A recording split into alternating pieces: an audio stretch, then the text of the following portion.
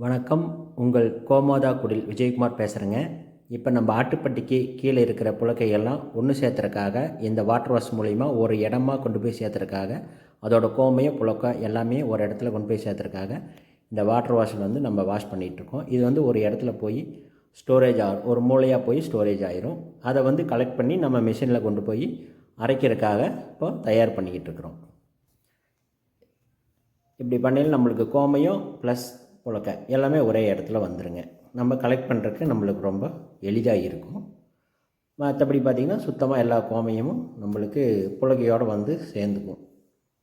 இது வந்து மேனுவலாக பண்ணையில் இந்த மாதிரி ஒரு மெத்தடில் நம்ம பண்ணுறோம்.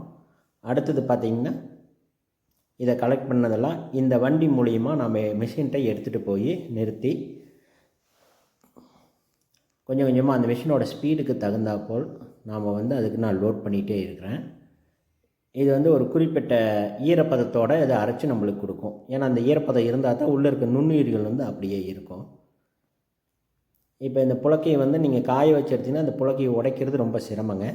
இப்போ இதில் வந்து கிரைண்ட் பண்ணுறதுனால நம்மளுக்கு பவுட்ரு மாதிரி ஆயிரும். நீங்கள் செடிகளுக்கு போட்டு தண்ணி விட்டிங்கன்னா அது கரைஞ்சி நம்ம டீ தூள் மாதிரி நம்மளுக்கு வந்து செடியோட மண்ணில் வந்து கலக்க ஆரம்பிச்சிடும். அப்புறம் பார்த்திங்கன்னா நீங்கள் செடி வைக்கிறதுக்கு முன்னாடி இதை வந்து அந்த மண்ணோட மண்ணாக கலந்து தொட்டியில் வந்து லோட் பண்ணி அதுக்கப்புறம் செடி வச்சிங்க அப்படின்னா உங்களுக்கு அந்த தொட்டியில் இருக்கிற அத்தனை மண்ணுமே பார்த்திங்கன்னா இந்த மண்புழுக்களோட எண்ணிக்கை வந்து அதிகமாயிரும்.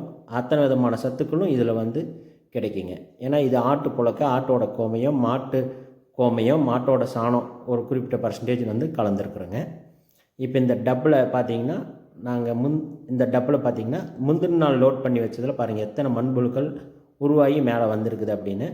இதோட முட்டைகள் அனைத்தும் இப்போ உள்ள நாங்கள் அரைக்கிற பவுடரில் வந்து குறிப்பிட்ட ஈரப்பதம் இருக்கிறனால அந்த முட்டைகள் அனைத்தும் அதுலேயே இருக்கும். அப்போ நம்ம மண்புழுக்கள் பார்த்திங்கன்னா அது வழியாக நம்ம செடி தொட்டிக்கு மாடி தோட்டத்து மண்களுக்கு எல்லாமே வந்து உற்பத்தியாக ஆரம்பிச்சிருங்க. இப்போ இந்த அரைச்ச பவுடர் வந்து நாங்கள் நிழல்பாங்கான நம்ம ஷெட்டில் வந்து இது காய வச்சுருக்குறோம். இது கூட என்னென்ன சேர்க்குறோம் அப்படிங்கிறத வந்து நாளைக்கு வீடியோவில் போடுறேங்க. இந்த வீடியோ பிடிச்சிருந்தால் லைக் பண்ணுங்கள், சப்ஸ்கிரைப் பண்ணுங்கள், ஷேர் பண்ணுங்கள். நன்றி, வணக்கம்.